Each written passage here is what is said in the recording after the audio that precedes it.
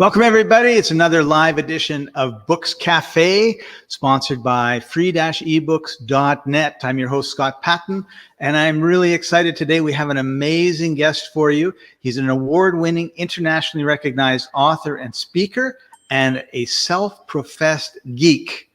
I think I'm a geek too, but not at the level of self-professed.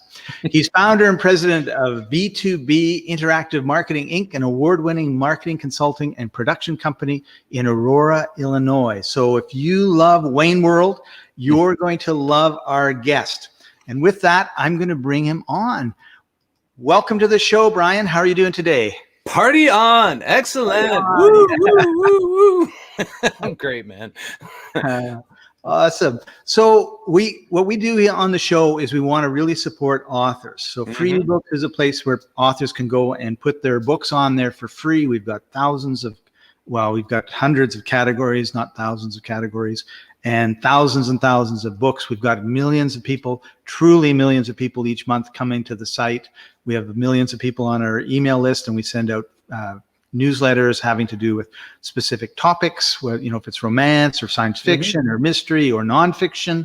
So if you're interested in contributing to our newsletters, get a hold of us. If you don't know how to get a hold of us and you can't read what's above my head, I'm afraid I can't help you, because all authors need to know a little bit about how to do some research. We don't want to make it too easy for you. And we're really excited that you agreed to come on, Brian, because your vast experience in writing books, marketing, and all that sort of stuff. So I guess my first question is, share a little bit about how you got into, why did you actually decide to write your first book? Yeah. Well, the first book I decided to write was It's Not About You.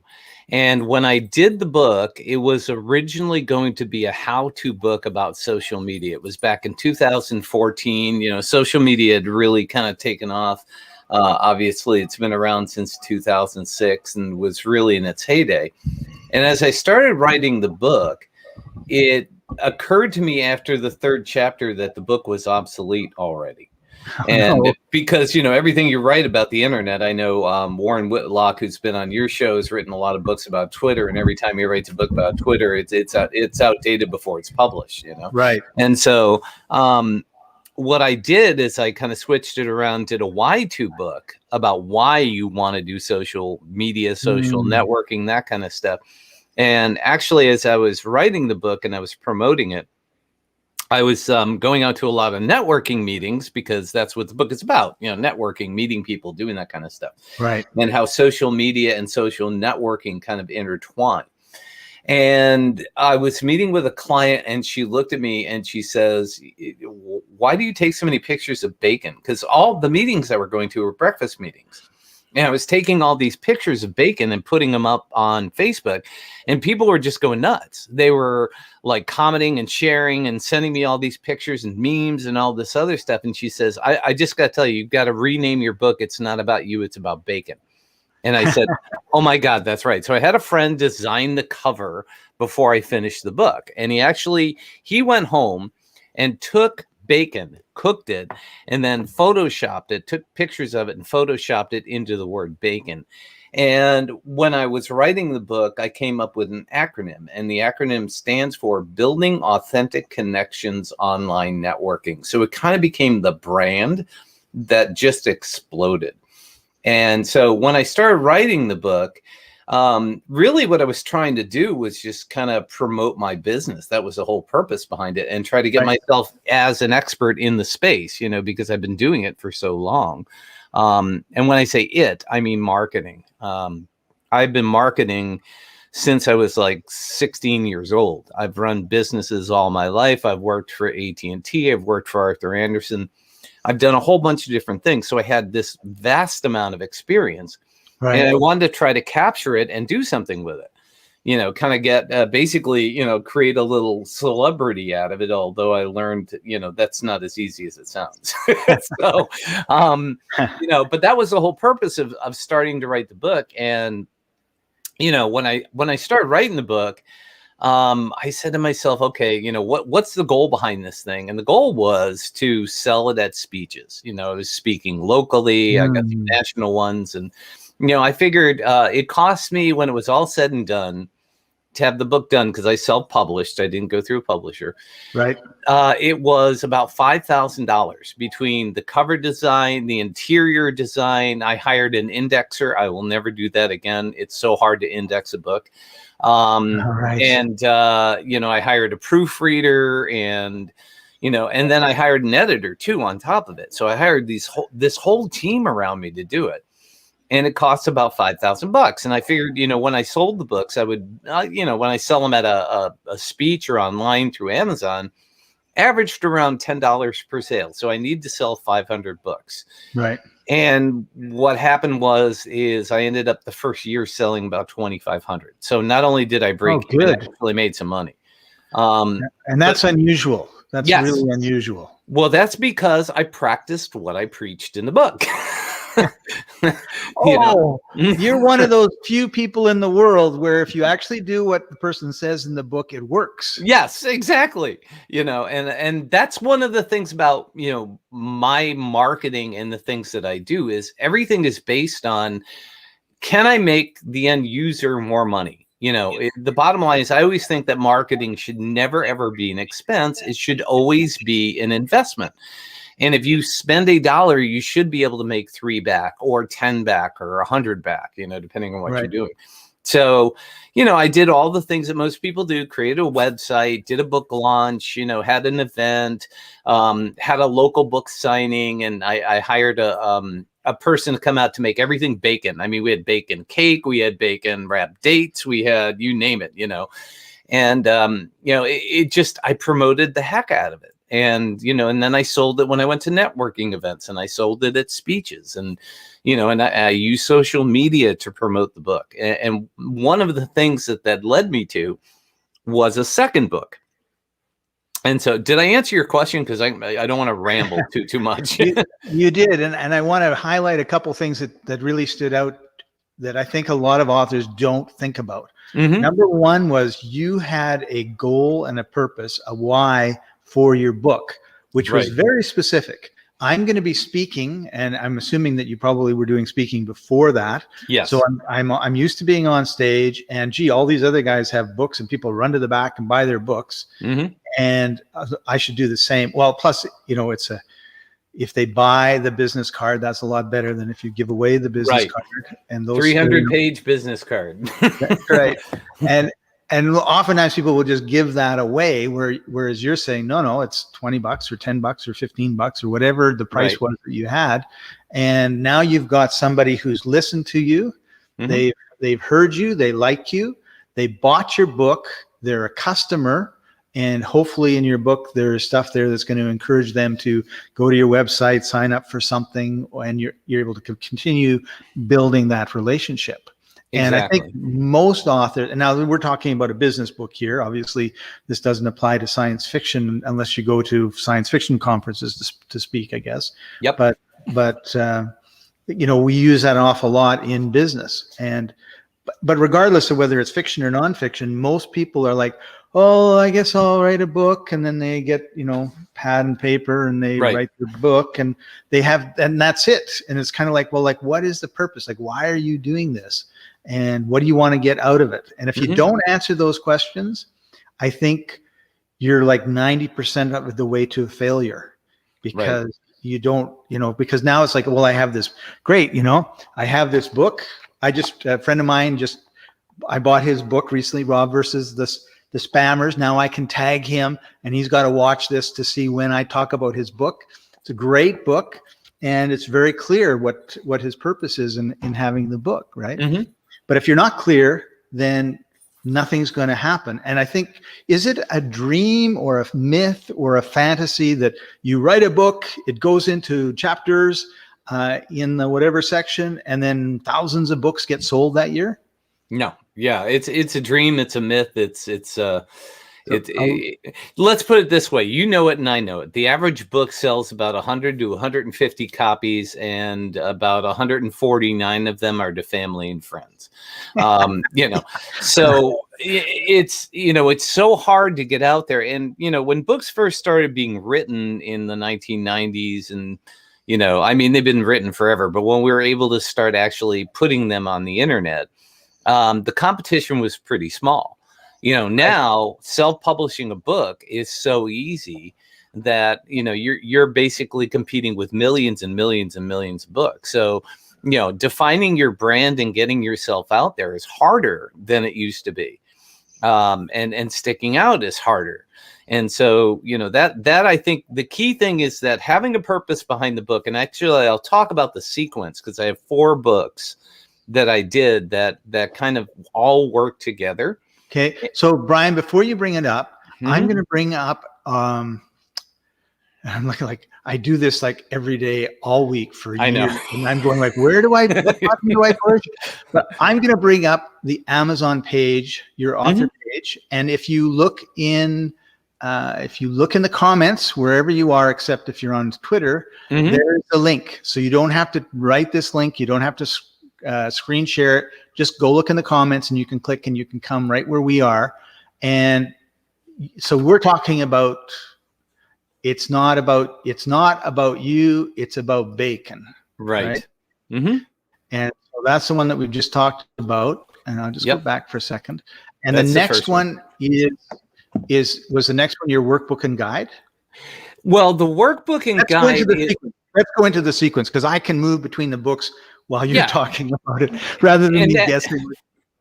Yeah, and actually, so what happened is once I wrote the book, what I did is I decided on my book page to write a blog every single day for 365 days. Wow. And it was a 50-word blog post. And what it was a tip based on the things that were in the book.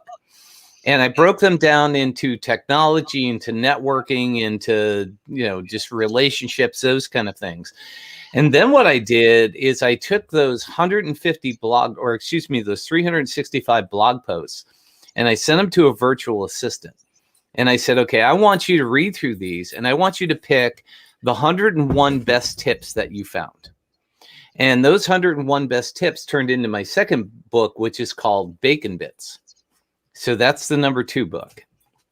And that is a little just kind of giveaway $10 book. And I did this one. The Bacon Bits one's a little small one. There it is. And this one is one that I designed as a giveaway. When I was at these meetings, I would say, okay, raise your hand if you blah, blah, blah. And somebody would get one of these books, these little, and it's what I call a bathroom book. You could sit down and read this thing in the bathroom really, really quick. So I found you could make 101 trips to the bathroom, read a tip a time, and you'd take you a third of the year to get through it. I could go off on a tangent on that, but I'm just going to let it slide. But that works really well in my last book, Toilet Paper Math. But anyway, so Bacon Bits was written, and basically all I did was take the blog posts. I took content that I was putting together to promote my book and turned it into another book.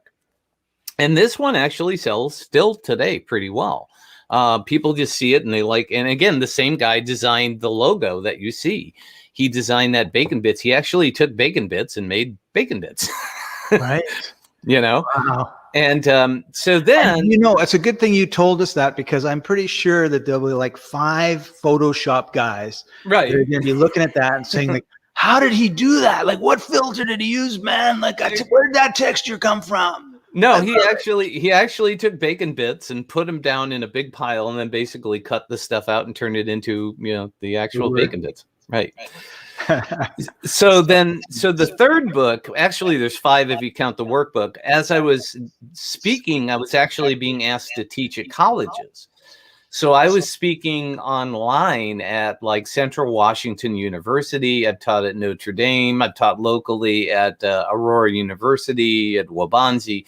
And one of the things that happened is people were using my first book as a kind of an educational book for people in their marketing and PR and social media classes. So I actually hired another person to come in and go through my book and create worksheets and create a workbook to go along with the first book. So not only was the book sold, but the workbook was sold. And then, so as I was going out, upselling in the world of marketing, right? Yeah, You've got exactly. something and then you can upsell it. So I want to take just a second before you continue, because this is fascinating, to tell everybody that right now we are live. So if you have a question, we've got some people watching, put it in the comments. If you're on Facebook or YouTube, wherever it is, they'll pop up. I'll get them. And I'll interrupt Brian and ask your question at the appropriate time. We've had 7 people that have hearted and liked what we've been doing so far. So please, let's get it to 100%. Keep giving us those likes. And with that, we're back to the guide. Yep. So the guide is, again, it was one of those kind of things where people who bought the book, said, I've been writing inside of this and I've been taking so many notes, and, and the guide not only was good for the college classes, but it was something that people were using on their own to kind of fill out a game plan of what to do.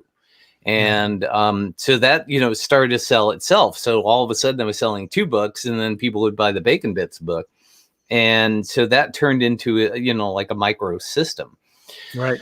So then I was out speaking at conferences, and everybody said, okay, this stuff is really great, but how do you do what you do?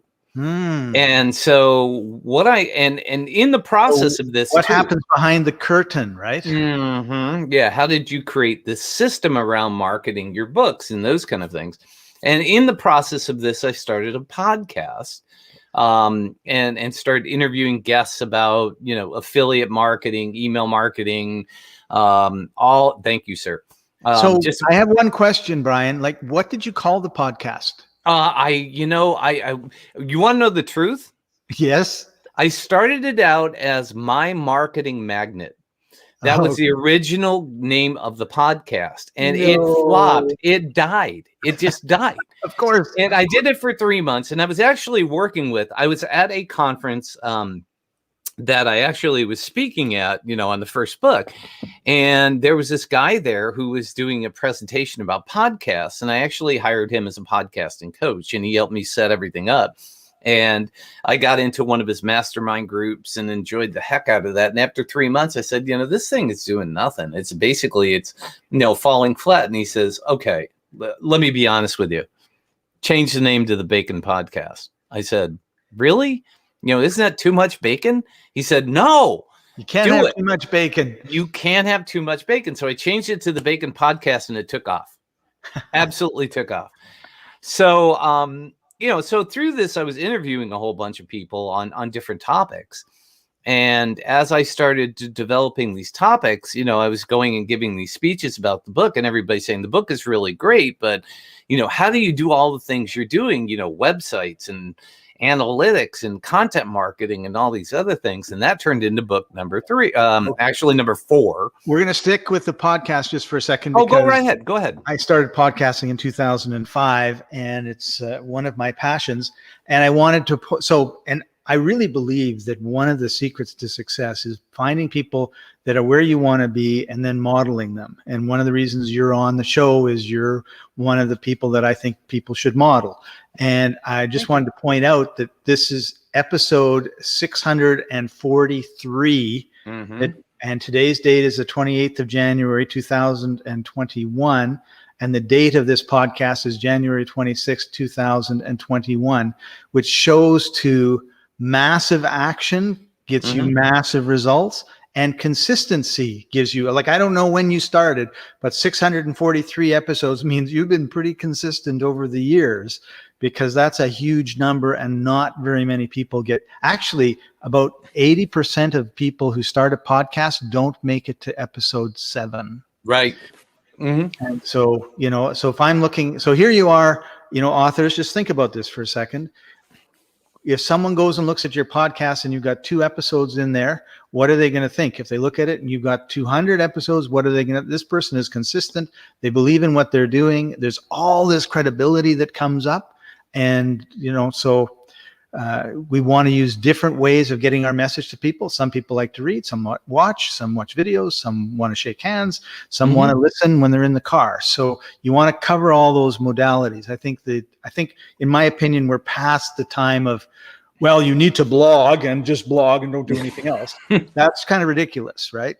You only tweet, never put anything on LinkedIn, or never do a YouTube video. It's crazy. You want to meet your audience where they are. So I was just like really happy and really proud to see that you've got 643. And I hope when you hit 650 and 700, you have celebratory podcast episodes, because that's pretty cool. Yeah. Last year was episode 500 in January. So, it's, and the secret to this is I've been doing 2 podcasts every week for 7 years.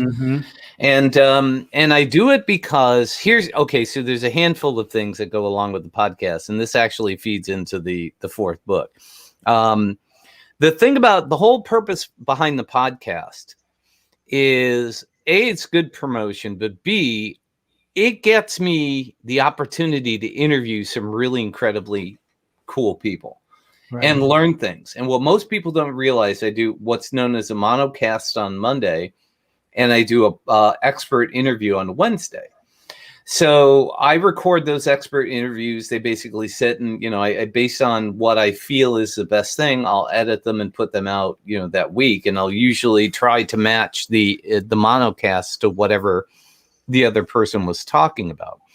And so what happens in that monocast, just so you know, is as soon as I'm done with that monocast, I send it to Rev and have it transcribed.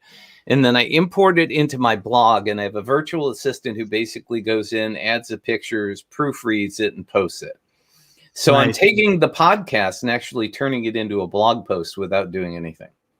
Yes, that's a big part of the strategy, because you don't want to be spending all of your time doing all that stuff when you can do it once and you're done.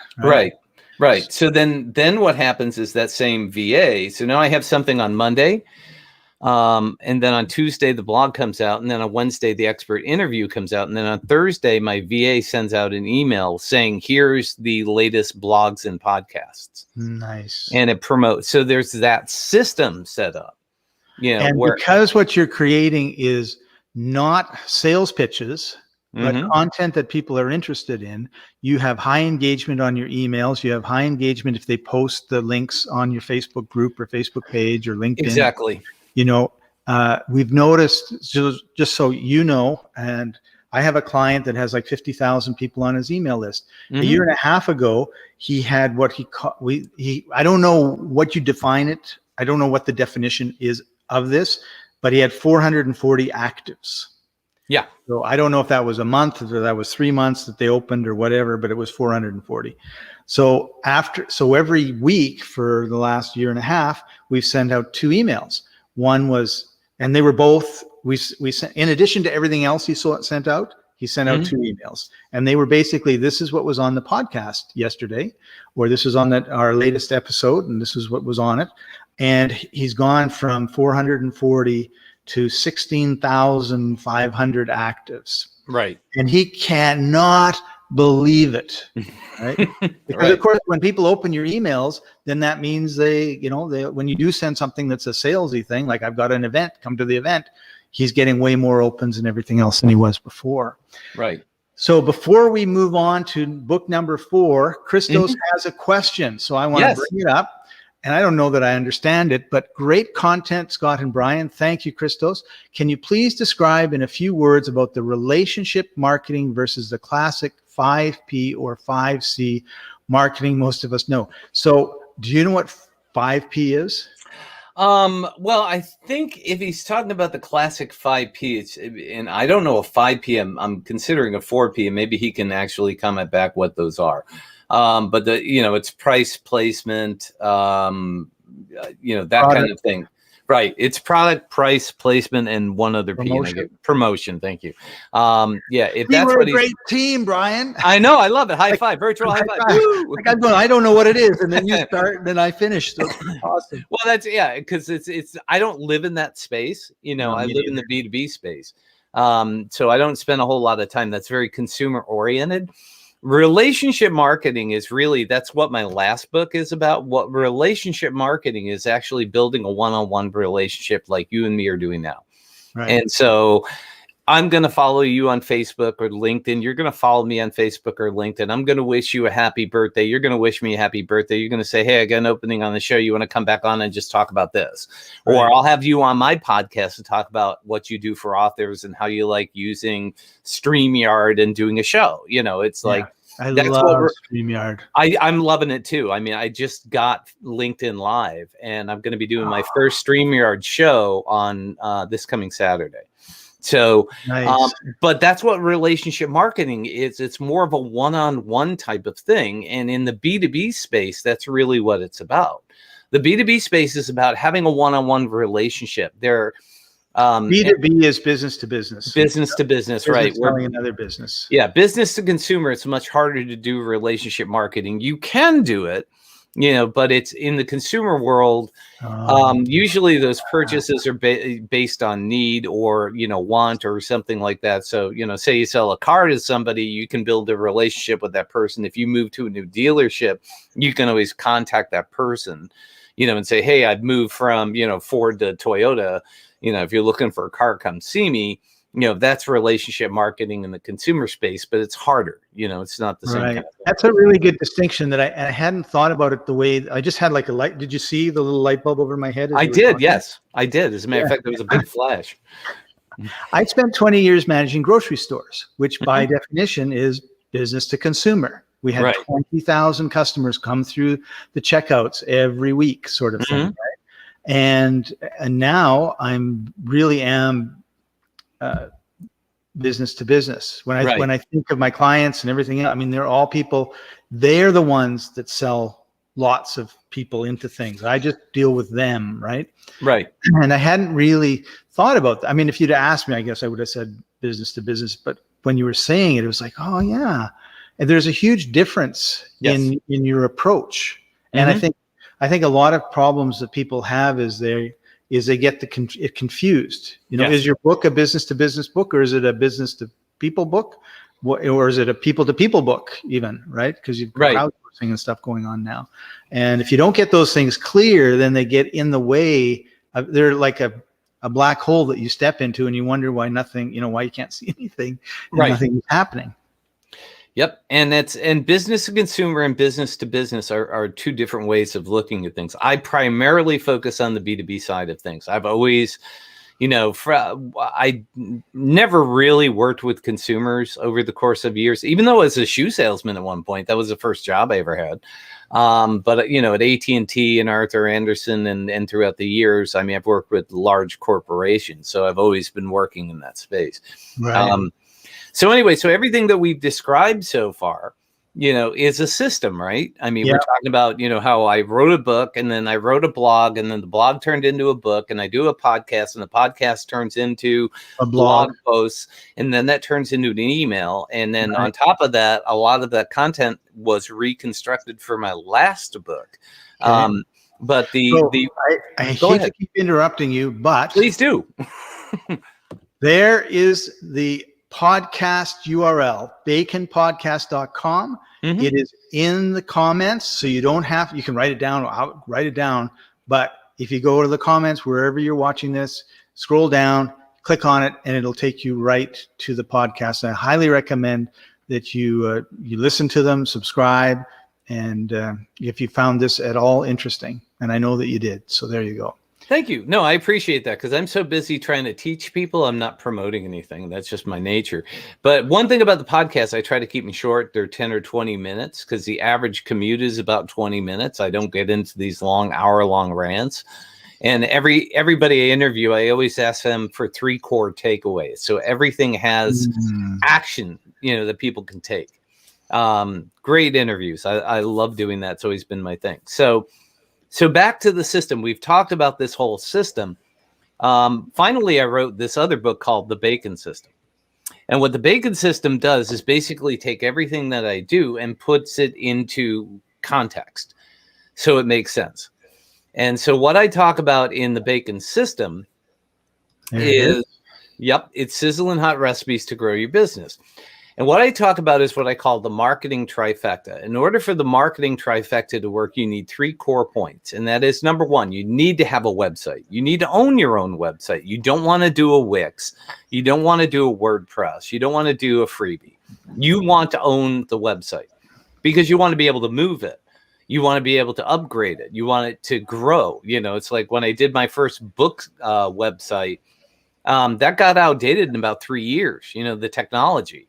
So I was able to upgrade it, add a new theme to it, add some more functionality to it, do some other cool things.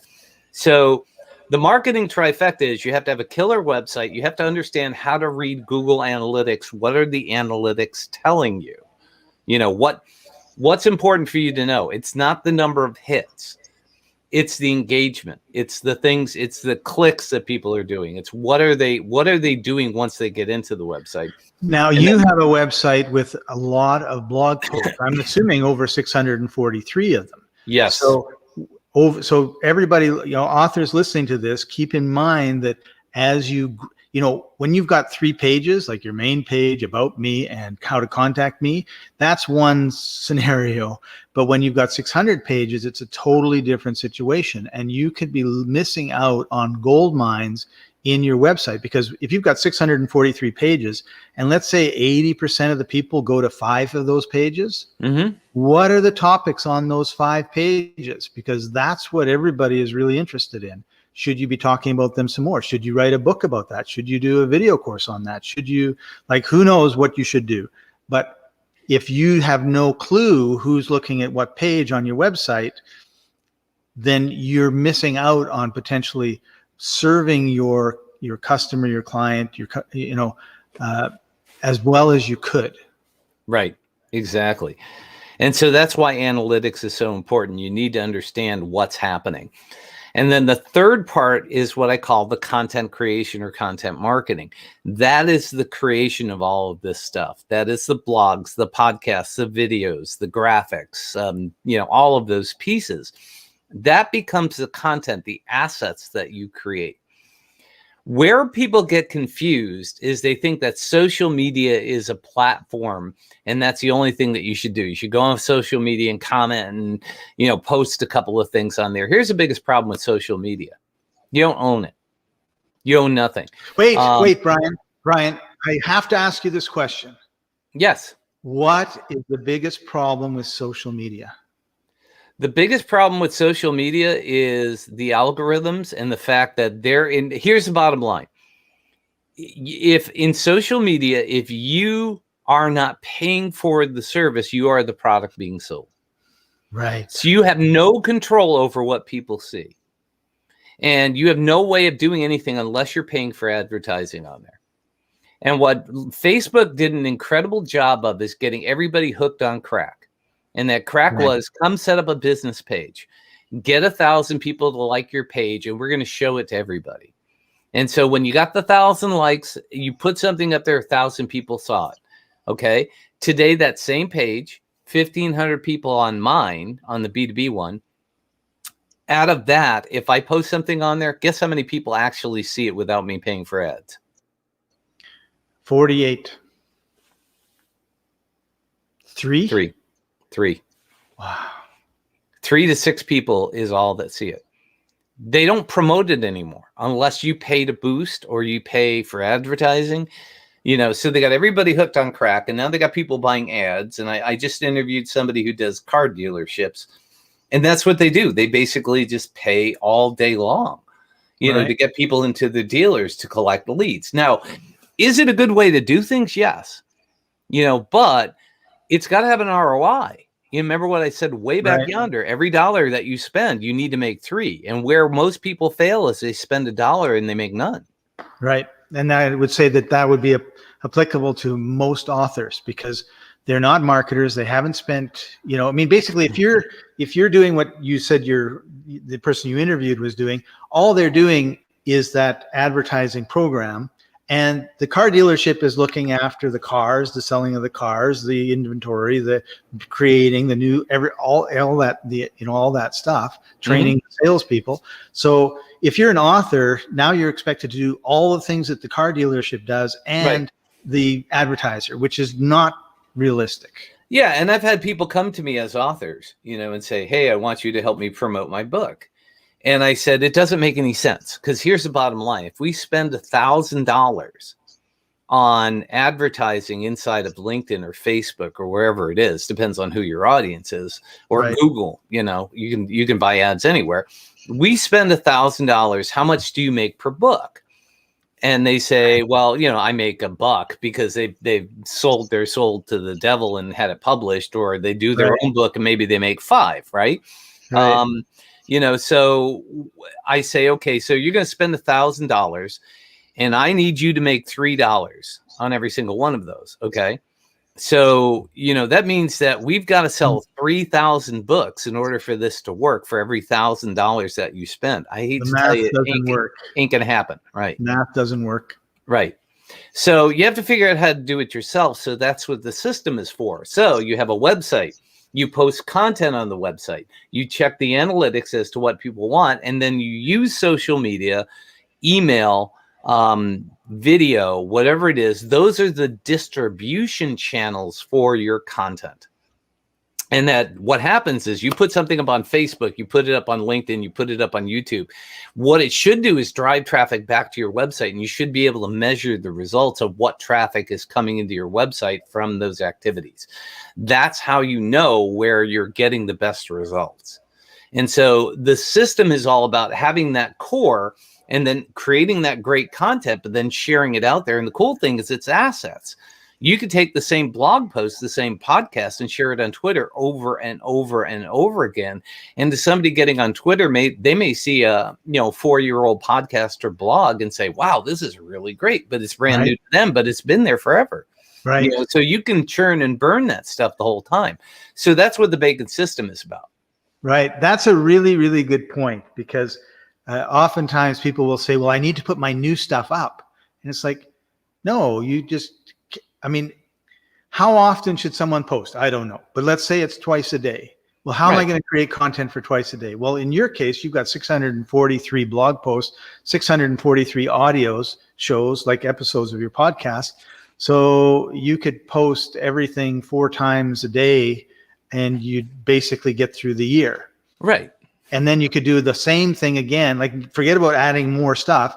You could keep doing it, because when you've got 3 or 4 people here and 3 or 4 people there and 3 or 4 people there, because guess what? We've got these feeds that move down, which means that when I post my tweet, when you post your tweet, I miss it by an hour. Darn. Right. But next time, maybe it hits me. So you've got this massive amount of information flowing through everybody's feeds. And if you're not putting if you're fishing, if you're not putting your hook in often enough, you're not going to be catching anything. Right. And I always preach that everything you create should be an asset. So for example, I could take blog posts and turn them into books. I could take blog posts and turn them into podcasts. I could take podcasts and turn them into video series. I could take, a video and turn that into a podcast, into a blog, and then take those blogs and turn it into a book. I mean, it's like all of it should be intertwined with a purpose. Right. That's the key. And the purpose is the key. Right. And the purpose should be to make some money, right? I mean, if we're doing this for fun, that's fine. If it's a hobby, that's great. Right. But if you're not figuring out a way to monetize all of this stuff, and one of the biggest challenges is there's a lot of people out there who say, I'm going to turn you into a 6-figure business, but they don't teach you everything that you need to know to become a 6-figure business, because they're not teaching you the entrepreneurial side. They're not teaching you the managerial side. They're teaching you the technical side. Right. They're teaching you how to post to LinkedIn, how to get, fans on your email list via Pinterest, how to use Instagram to kill it, why TikTok is the greatest thing since buttered bread.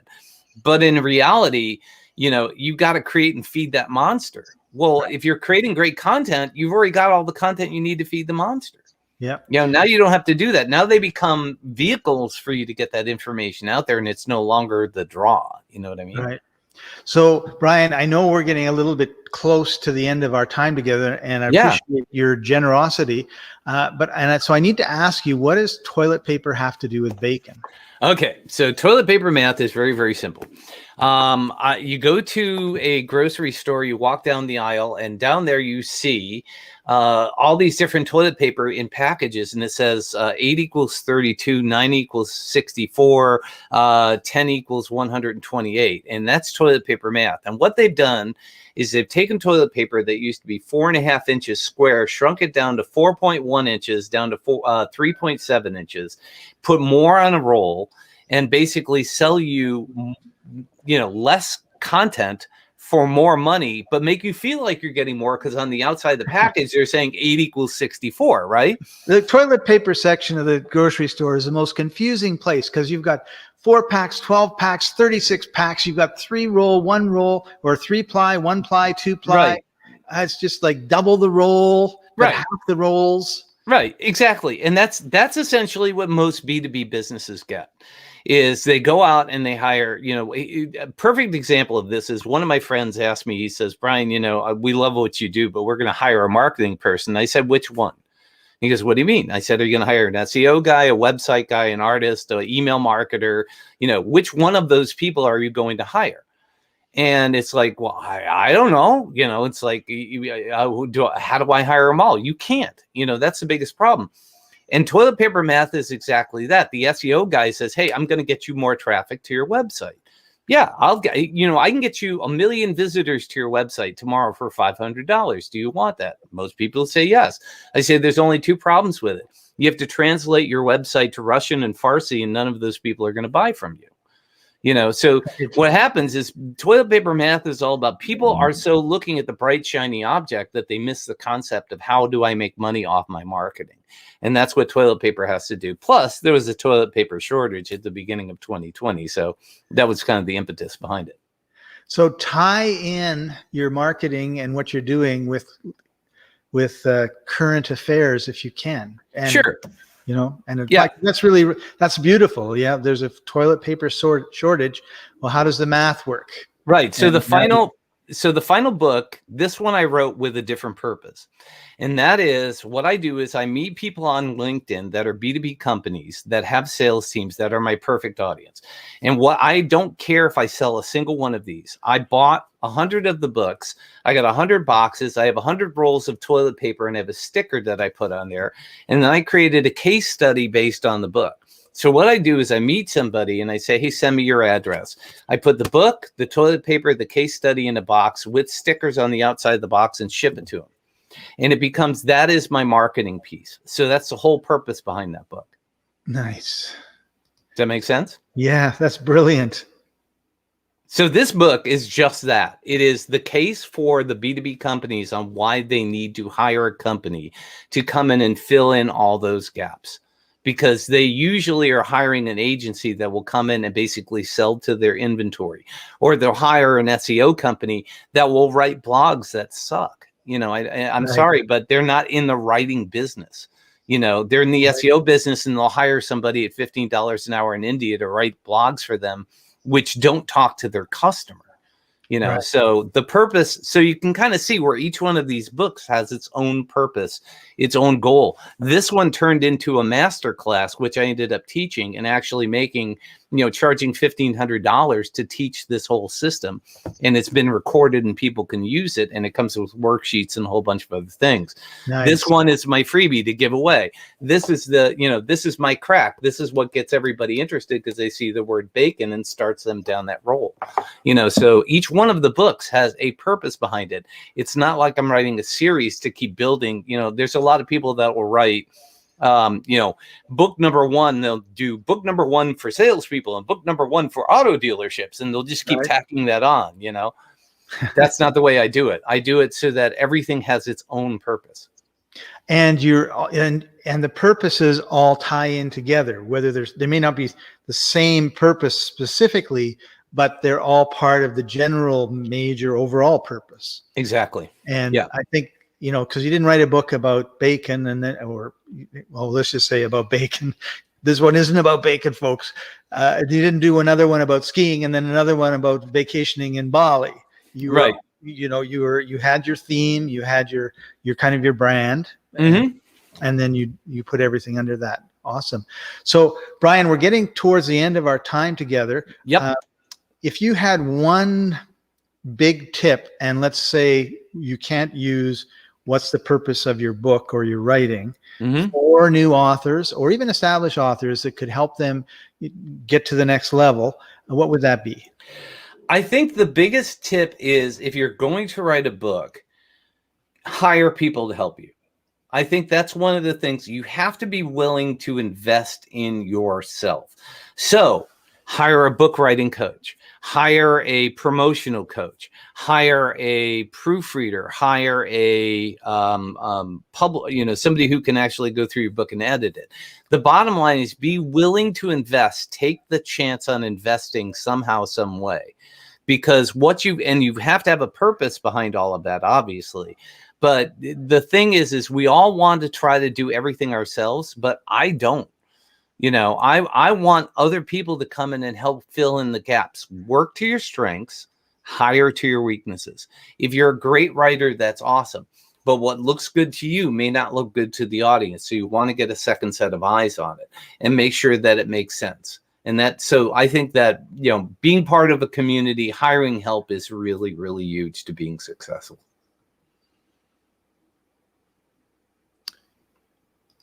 The reason that there was that awkward silence was because not me, but me made a comment, and I'm like, how did that happen? But we do what you do, what you just said. We have people that work with us on Facebook and she, thank you very much. She made this comment, Toilet Paper Math Explained. This is not Charmin edition. This is Bacon Guy edition. Get your own copy. Thank you very much for sharing that. So I was like stunned. It's like, because if I make a comment, that's what it looks like, right? Right. Yeah. Where did that come from? I didn't do it. So, so you hired to your weakness, right? You hired somebody to write a comment for you. That's right.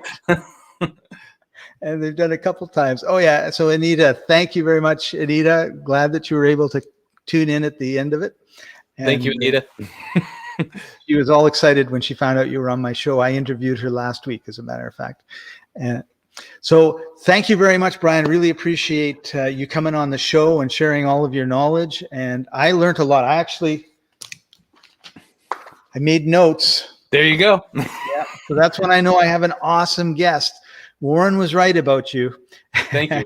Well, Warren's a great guy. I love Warren. He's a great guy. Love interviewing him. And I would love to have you on my podcast too. So let's return the favor. I'd be delighted to be on it, Brian. So thank you for joining us, everybody. This has been Books Cafe, sponsored by free-ebooks.net. Head over to free-ebooks.net. Get 5 free books a month. We've got tens of thousands of books, and I think we've got tens of hundreds of audiobooks. And support authors. The purpose of free-ebooks.net is for authors. So you authors, listen closely. You can put your books up on the site. People can download them and read them on their Kindle or whatever device they want for free. And now you're creating an audience. You're creating your tribe. You're creating your community. And the biggest problem that new authors have, but there's certainly enough of them. We've got 70,000 avid romance readers. We've got 50,000 avid travel readers. And it just keeps going. Like when I hear the numbers from our stats guy, it just blows my mind how many different groups, communities we've already built. And all you have to do is put your book in front of those people and start growing it. I don't suggest that you do it if you only have one book. Because the plan would be, put your book there, have them read the book, and at the end of your book, say, if you like this book, I have another book. And that way you're going to start making some money as well. But head over to Brian's site, and I think I have it here somewhere. Yeah, they could just search Brian Basilico anywhere, and they will find me. So. Right. Put a .com at the end of this, and it'll come up. Yep. Yeah, that's one of them too. Yeah, I have about 20 websites. So, wow. Yeah, one for the books, one for my podcast, one for my blogs, one for me, the speaker, all those kind of things. Nice, great. So thanks again, Brian. Thanks for joining us, everybody. we'll see you next week. Bye for now.